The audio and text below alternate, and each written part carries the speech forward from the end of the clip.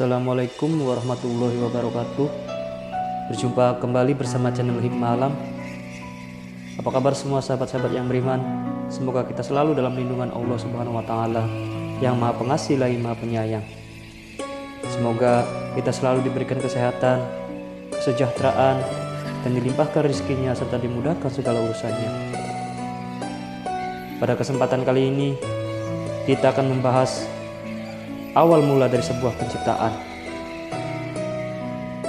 Marilah kita mempelajari awal mula dari sebuah penciptaan sebelum Allah Subhanahu wa taala menciptakan seluruh alam semesta.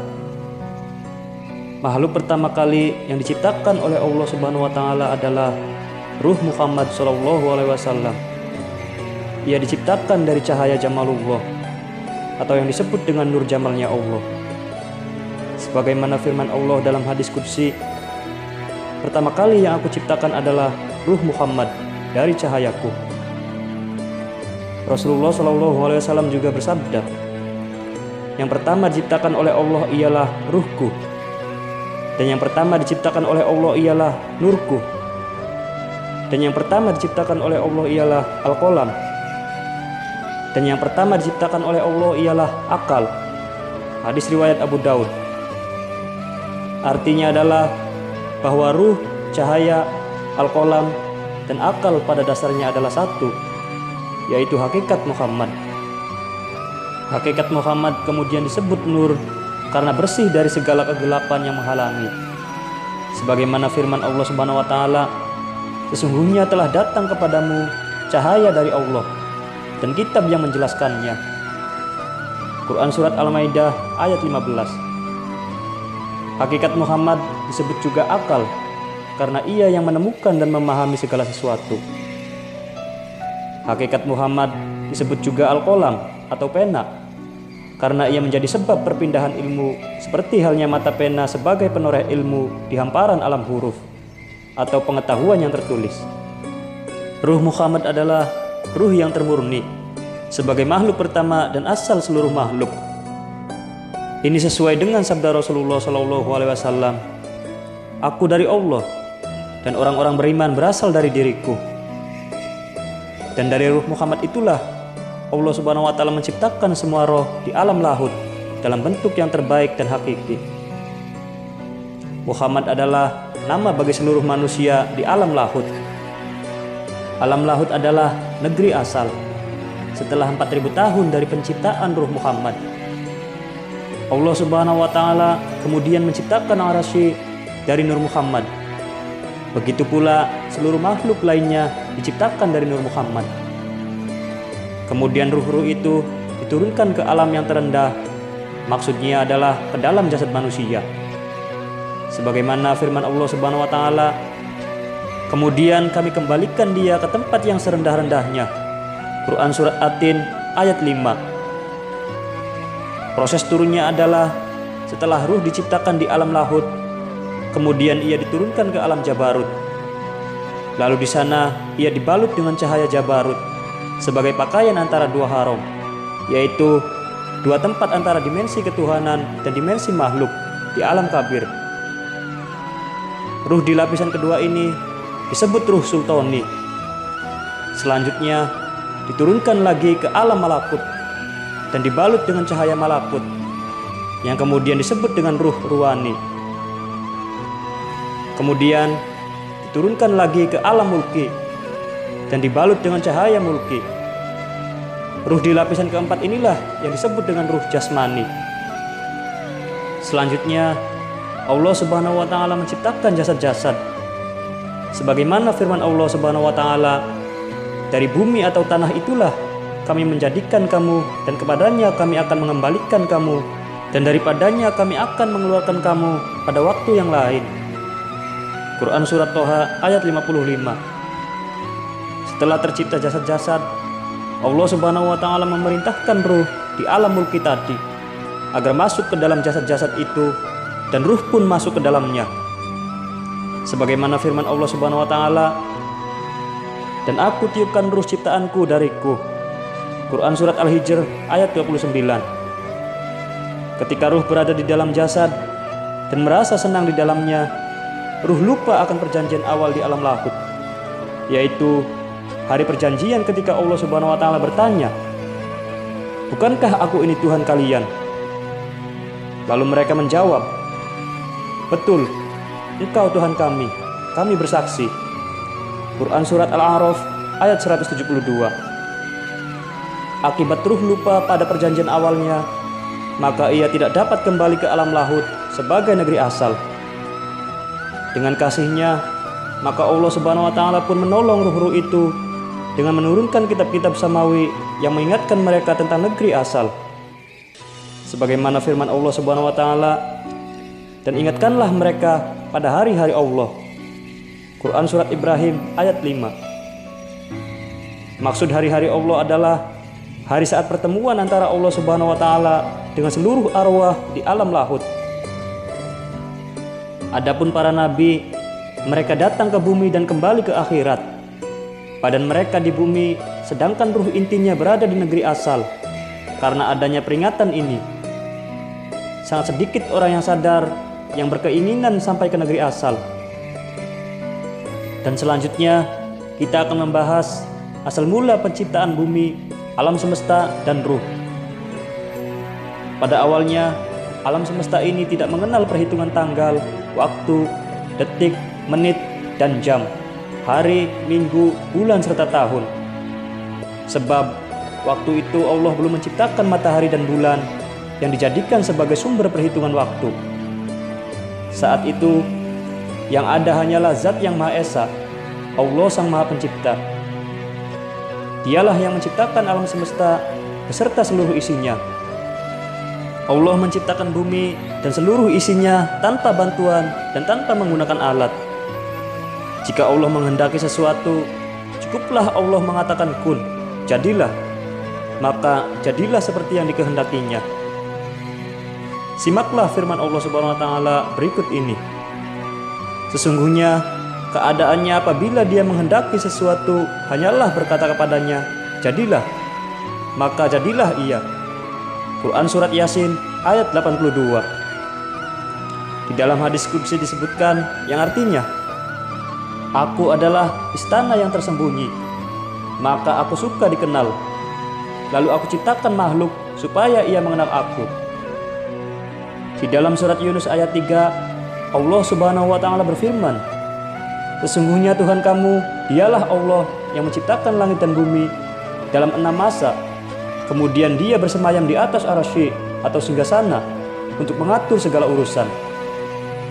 Tidak ada yang dapat memberi syafaat kecuali setelah ada izinnya. Itulah Allah, Tuhanmu, maka sembahlah Dia. Apakah kamu tidak mengambil pelajaran?" Quran Surat Yunus ayat 3. Begitulah, sebelum alam fana ini tercipta, yang ada hanyalah Zat yang Maha Ada dan Maha Kekal. Dialah Allah Subhanahu wa taala. Dia menciptakan bumi, langit, dan isinya karena hendak menciptakan manusia yang pada mulanya berupa ruh. Demikian juga makhluk hidup lainnya. Setelah menciptakan ruh para nabi, Allah Subhanahu wa taala menciptakan ruh para wali. Selanjutnya, ruh para manusia. Kemudian Allah menciptakan ruh malaikat, ruh jin, ruh hewan, dan yang terakhir adalah ruh tumbuh-tumbuhan. Selanjutnya, Allah menciptakan 4 unsur pokok alam, yakni air, api, udara, dan tanah. Dari 4 unsur itulah Allah menciptakan makhluk langit, bumi, dan makhluk gaib, yakni malaikat dan jin. Riwayat lain menyebutkan, selain itu, Allah juga menciptakan suatu jenis pohon raksasa bernama pohon Syajaratul Yakin atau Syajaratul Muttaqin. Lalu Allah menjadikan Nur Muhammad yang menyerupai burung merak dan memasukkannya ke dalam sebuah kurungan yang digantungkan di pohon raksasa tersebut. Di dalam kurungan itu, Nur Muhammad bertasbih memuji Allah selama 70.000 tahun. Selanjutnya dikisahkan, di dekat kurungan Nur Muhammad yang digantungkan di pohon raksasa itu, Allah meletakkan sebuah cermin kehidupan. Melihat dirinya dalam cermin tadi, bukan main malunya Nur Muhammad, sehingga dari tubuhnya bercucuran keringat. Dengan kodrat dan irodatnya Allah, dari setiap butir keringat tersebut dijadikan ruh manusia. Saat itu pula Allah memerintahkan mereka melakukan sujud 5 kali dalam sehari. Itulah sebabnya umat Nabi Muhammad SAW diwajibkan menjalankan sholat 5 kali dalam sehari. Nur Muhammad yang menyerupai burung merak yang indah itu kemudian oleh Allah diubah menjadi wujud manusia dalam keadaan berdiri seperti berdirinya orang yang sedang melakukan sholat. Lalu Allah memerintahkan semua ruh tawaf mengelilingi kurungan mutiara Muhammad sambil bertahmid dan bertasbih kepada Allah selama 100.000 tahun. Setelah itu Allah menatap Nur Muhammad yang membuatnya berkeringat. Dari keringat hidungnya Allah menciptakan malaikat, arsy, lauhil mahfuz, kalam, dan sebagainya diciptakan oleh Allah dari keringat wajahnya. Dari keringat dadanya Allah menciptakan para nabi dan rasul, ulama, dan sebagainya. Dari keringat punggungnya Allah menciptakan Baitul Makmur, Baitullah, Baitul Maqdis, dan tempat ibadah lainnya di seluruh dunia. Ruh-ruh umat Muhammad, laki-laki dan perempuan, oleh Allah diciptakan dari keringat alis Nur Muhammad. Sedangkan ruh kaum Yahudi dan Nasrani serta orang sesat lainnya diciptakan dari keringat kirinya. Dari keringat kiri kakinya Allah menciptakan alam semesta ini beserta isinya. Lalu Allah memerintahkan Nur Muhammad melihat-lihat nur di sekelilingnya, depan, belakang, samping kiri dan kanan. Di sekelilingnya terdapat nur-nur yang kelak di dunia menjadi sahabatnya, yakni Abu Bakar, Umar, Utsman, dan Ali. Kemudian Nur Muhammad bertasbih dan bertahmid kepada Allah selama 70.000 tahun lamanya. Seterusnya Allah menciptakan pijar yang berasal dari yakut merah yang bening. Kemudian Allah menciptakan bentuk Muhammad dan meletakkannya di atas pijar tersebut dalam posisi berdiri seperti berdirinya orang yang sedang sholat. Lalu ruh para nabi mengelilingi Nur Muhammad dan mengucapkan subhanallah dan la ilaha illallah selama 100 tahun. Allah memerintahkan ruh-ruh tersebut memandangi Nur Muhammad. Tetapi ternyata hasil penglihatan mereka tidak sama. Ada yang bisa melihat kepalanya, ada yang hanya bisa melihat matanya, dan bagian-bagian lainnya. Ruh-ruh yang bisa melihat kepada Nur Muhammad kelak di dunia bakal menjadi pembesar, raja, presiden atau lainnya. Yang dapat melihat keningnya kelak bakal menjadi raja atau pemimpin yang adil dan bijaksana. Yang melihat matanya akan mampu menghafal Al-Quran. Yang hanya melihat alisnya akan menjadi seorang pelukis. Sedangkan yang melihat telinganya bakal menjadi orang yang getol menuntut ilmu pengetahuan. Yang melihat pipinya akan menjadi orang yang gemar berbuat kebajikan terhadap sesama. Yang melihat bibirnya bakal menjadi pegawai raja atau pemimpin. Yang bisa melihat hidungnya akan menjadi ahli hukum, tabib, atau cendekiawan. Dan yang dapat melihat mulutnya bakal menjadi orang yang gemar berpuasa. Ruh yang bisa melihat gigi Nur Muhammad akan menjadi orang cantik di dunia. Yang melihat lidahnya bakal menjadi utusan raja atau pemimpin.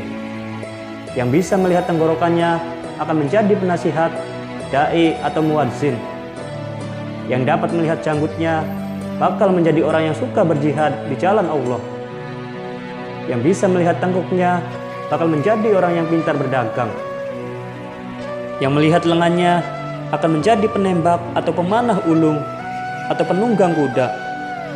Yang hanya melihat lengan kanannya bakal menjadi ahli menangkap ikan. Jika hanya melihat lengan kirinya akan menjadi seorang penjahit. Dan yang bisa melihat telapak tangan kanannya bakal menjadi pengrajin emas atau tukang timbangan. Begitu pula yang hanya melihat telapak tangan kirinya akan menjadi tukang timbangan. Yang mampu melihat kedua lengannya bakal menjadi dermawan. Yang bisa melihat punggung tangan kanannya akan menjadi orang kaya dan ahli memasak. Yang melihat punggung tangan kirinya bakal menjadi orang kikir. Yang hanya melihat ruas jari kanannya akan menjadi ahli penjahit. Yang hanya melihat ruas jari kirinya bakal menjadi juru tulis. Yang bisa melihat dadanya bakal menjadi alim ulama, pengarang atau filsuf. Sedangkan yang bisa melihat punggung Nur Muhammad kelak akan menjadi orang soleh yang berbakti kepada Allah Subhanahu wa Ta'ala. Yang melihat lambungnya akan menjadi mujahid.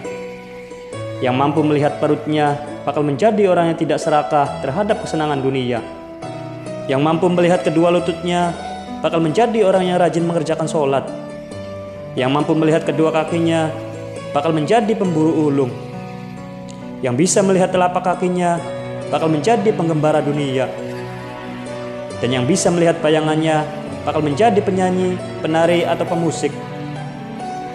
Demikianlah, setiap ruh tidak sama dalam melihat Nur Muhammad. Begitu pula ruh kita, waktu itu telah pula menyaksikan Nur Muhammad. Jika waktu itu, ruh itu bisa melihat lebih dari satu anggota Nur Muhammad, berarti ia di dunia membawa atau mempunyai lebih dari satu bakat. Sebaliknya, bila pada waktu itu ruh itu tak mampu melihat apa-apa, di dunia pastilah ia tak mempunyai kecakapan apa-apa. Jelasnya, bakat seseorang di dunia ini telah tampak atau ditetapkan semenjak masih berada di alam ruh, salah satu alam yang dijalani semua manusia. Allah Subhanahu wa Ta'ala menjadikan 4 alam bagi manusia, dan manusia berpindah-pindah dari satu alam ke alam lainnya. Keempat alam itu ialah, yang pertama adalah alam ruh. Pada tahap ini, manusia belum berwujud atau belum memiliki wujud kasar. Aktivitas ruh pada saat itu hanyalah bertasbih kepada Allah. Alam yang kedua adalah alam nyata atau yang disebut dengan alam dunia, yaitu mulai dari umur sedetik di dalam rahim ibunya hingga mati. Yang ketiga adalah alam barzah atau alam kubur, yaitu alam yang tersembunyi dari pandangan manusia. Dalam alam ini, ruh sudah berpisah dengan raganya. Yang keempat adalah alam akhirat. Di alam ini, ruh dan raga menyatu kembali. Akhirat merupakan alam terakhir dan kekal bagi seluruh makhluk Allah.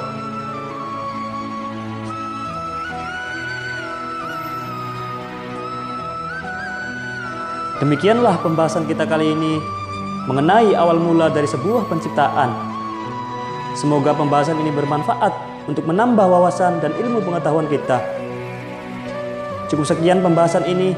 Mohon maaf apabila ada kata-kata saya yang salah. Akhir kata, wabillahi taufiq wal hidayah. Wassalamualaikum warahmatullahi wabarakatuh.